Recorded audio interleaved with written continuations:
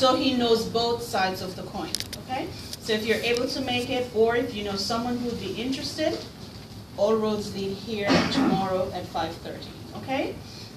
Now, in addition, taking it a step further, for those of Elise, on the 17th, which is Thursday, from 3 to 7:30, we'll be having a group of lawyers coming in to review the lease for you. 48 hours. In 48 hours, we'll have the lawyers here. So if you have a copy of the lease, you need to send me an email. My email gets you registered, okay? And we'll also be having that session Live again sessions. on the first Monday of April. That's Monday, April 4th, from 3 to 7:30, okay? So we'll have 2 sessions where the lawyers will be coming in specifically to review your lease, okay? So those are 2 events that we have. Also, business financial management. I'll be teaching that class on the 22nd from 5:30 to 8:30. If you have issues with your credit and you'd like to get assistance in repairing your credit, we'll have a class that begins in April.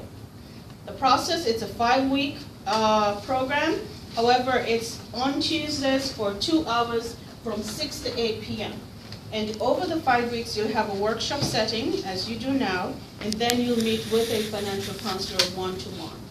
Discuss with you the issues, the items that are on it, and they will prepare letters for you to be mailed out to your creditors. And thus far, we've had great success.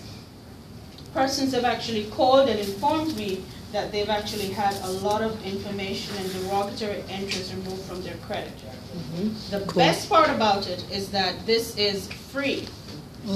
If you had to go and pay an accountant or you had to go and pay someone else to do it, Yeah. would have been costly. But this and everything else that we do here is free of cost, okay? So if you do need to get more information, all our classes are listed on eventbrite.com, and our schedule for April will be uploaded by Monday of next week. All right, so I invite you to come in and participate in our classes. Now, the objective of today is not only to share information with you about a restaurant or a food service, but also to facilitate your questions. If there's a question about finding a space, operating from a commercial kitchen, we'll accommodate that. If it's a question about what are the open a bank account, you all have been networking, so maybe you have that information. But if you have a question that you'd like to ask from Ridgewood, then you can do that. Then we have Department of Consumer Affairs. And in addition, Tangela, as well as the SIC law, okay? As potential business owners or current business owners, these are critical information that you need. Then we have Mary Ellis, and she works with the division, right, of business acceleration. And basically what her team, she and her team will do is to expedite the process of getting your licenses and permits. So when you have, she'll give more detail, but just in a nutshell, say for example that you're planning a retail or you're doing a restaurant or a food service, you have a location. You could request a pre-inspection. So you will contact the team, they could come out and they will conduct a pre-inspection of the facility, and then once you have the recommendations to do your build out, you could call again and they will come and conduct another pre-inspection. From there, then they will move into coordinating with all the different agencies. So you'd have to call the Department of Health, Department of Building, the Fire, Transportation, and the list goes on. Mary Ellis and her team will coordinate to make sure all the relevant departments or agencies that need to come and inspect your location will be there. So that is the expediting process. So you won't have to worry that you're not getting through to the fire department, you're not getting through to the buildings department or anyone, because she has a direct contact with everyone that you need to know. So don't you think this is an amazing group? Yes. And then Mr. Marcus Gatay here from Bronx Cook Space, those persons who are doing their pastry and their catering and everything, and you're not at the stage where you can independently afford to rent a brick and mortar, then Marcus is your guy, okay? So he'll be able to share information with us. So, what we'll look at today is the wage, the minimum wage.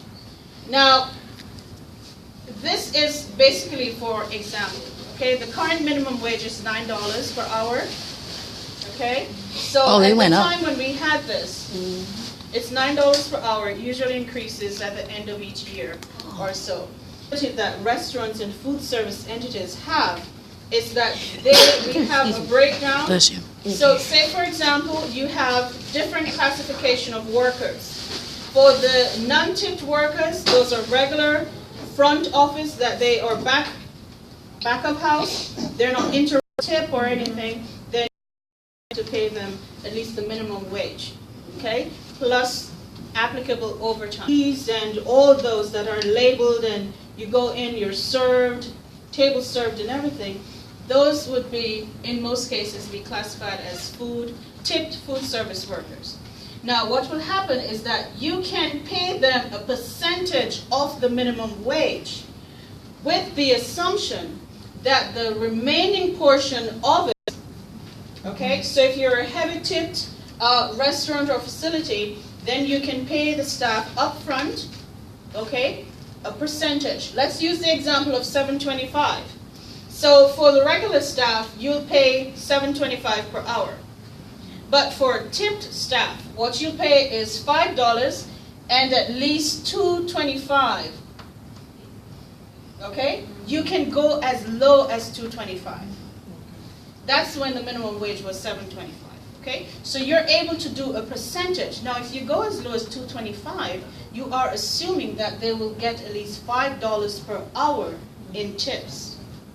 Now, if at the end of staff worked the full 40 hour and they did not get enough tips, then you have to make sure the staff is paid.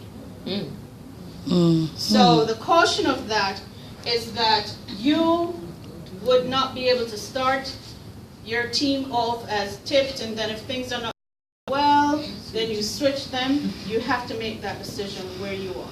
Okay? Now, if you have your delivery workers, the same principle applies.